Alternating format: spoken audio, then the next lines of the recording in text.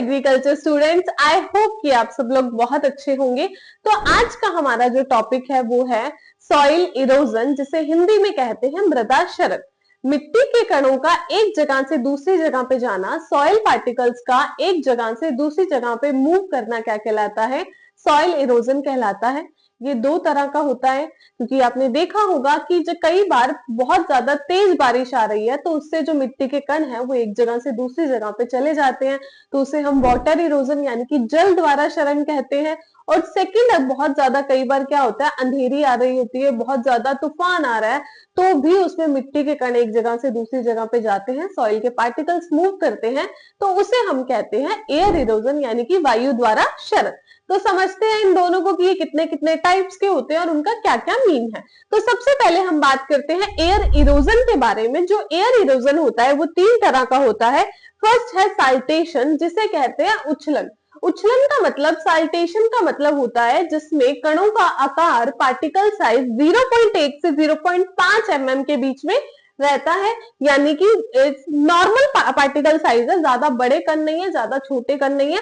तो अब मतलब मान लो अंधेरी आ रही है या तूफान आ रहा है, तो उस टाइम पे क्या होगा, वो उछलेंगे और एक जगह से दूसरी जगह पे चले जाएंगे, मतलब हल्का सा उछल के दूसरी जगह पे चले गए हैं, उसे हम बोलते हैं साल्टेशन, जिसमें पार्टिकल साइज कितना रहता है, 0.1 से 0.5 mm के बीच में।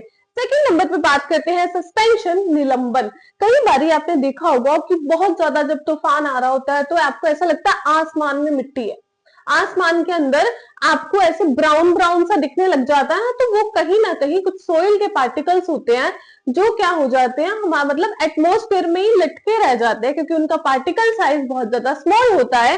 कितना होता है? Less than 0.1 mm। और थर्ड नंबर पे आते हैं सरफेस क्रीपर। सरफेस क्रीपर का मतलब होता है रेंगने वाले, सतह स्पर्श जिसे हिंदी में कहते हैं, जिनका पार्टिकल साइज है 0.5 mm से ज्यादा। अब जिनका पार्टिकल साइज बहुत बड़ा है, जो मिट्टी के कण बड़े हैं, वो उछल के तो जा नहीं सकते, हवा में भी नहीं लटक सकते, तो वो क्या होंगे, वो क्या करेंगे, रेंग के जाएंगे, क्रीप करके जाएंगे, इसलिए इसका मतलब क्या है, सरफेस क्रीपर, क्रीप करके जाना। तो ये थे तीन मेन जो एयर इरोजन है के टाइप हैं। और सबसे ज्यादा इनमें बात की जाए तो एयर इरोजन जो होता है वो होता है साल्टेशन के अंदर। 50 to 75% जो होगा एयर इरोजन वो साल्टेशन से ही होता है, जिसमें पार्टिकल साइज 0.1 से 0.5 mm रहता है।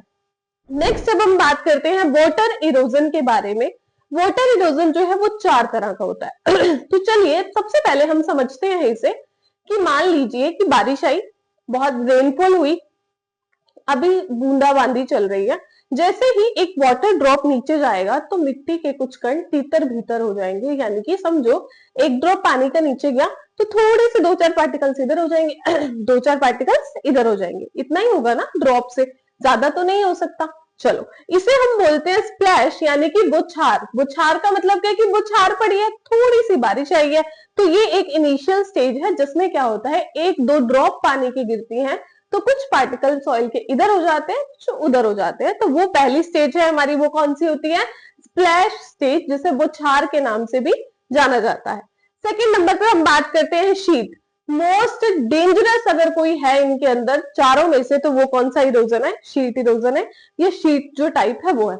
उसका रीजन क्या है समझो, मान लो बहुत ज्यादा रेनफॉल हो रही है और रेनफॉल के साथ आपका घर कच्चा है, या आपके बाहर जो बाहर का एरिया है वो कच्चा है, तो वहां पे जैसे ही बारिश आएगी बहुत ज्यादा और ऊपर की लेयर ही गायब हो गई है, मान लो ऊपर की एक परत ही गायब हो गई है, क्या आप उसको देख पाओगे? आपको पता चलेगा बारिश रुकने के बाद कि आपकी मिट्टी की एक ऊपर की परत ही गायब हो गई है? नहीं पता चलेगा ना, बिकॉज ऐसा एक इरोजन जो हमें देखने से पता ही नहीं लगता है, वो कौन सा होता है, शीट इरोजन। इसीलिए हम इसे डेंजरस कहते हैं। जो चीज का आपको पता ही नहीं चल रहा वो सबसे डेंजरस है ना, वही चीज आपके लिए डेंजरस होती है, तो इसलिए पूछा जाता है वाटर इरोजन में सबसे डेंजरस कौन है, शीट इरोजन। थर्ड नंबर पे बात करते हैं रिल।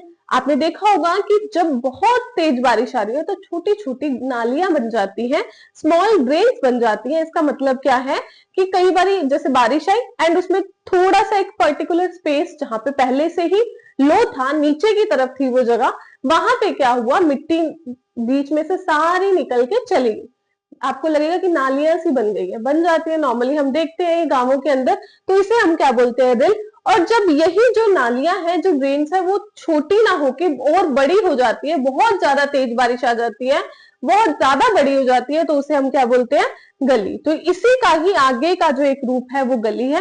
तो ये मेजरली हमारे क्या थे? सॉइल इरोजन के टाइप्स है, जिसमें हमने 2 टाइप्स को पढ़ा। आई होप कि आपको समझ आया होगा। और ऐसे ही नई नई टॉपिक्स के लिए, कॉन्सेप्ट्स के लिए हमारे चैनल एग्रीकल्चर लर्निंग अकेडमी को फॉलो करें। Thank you.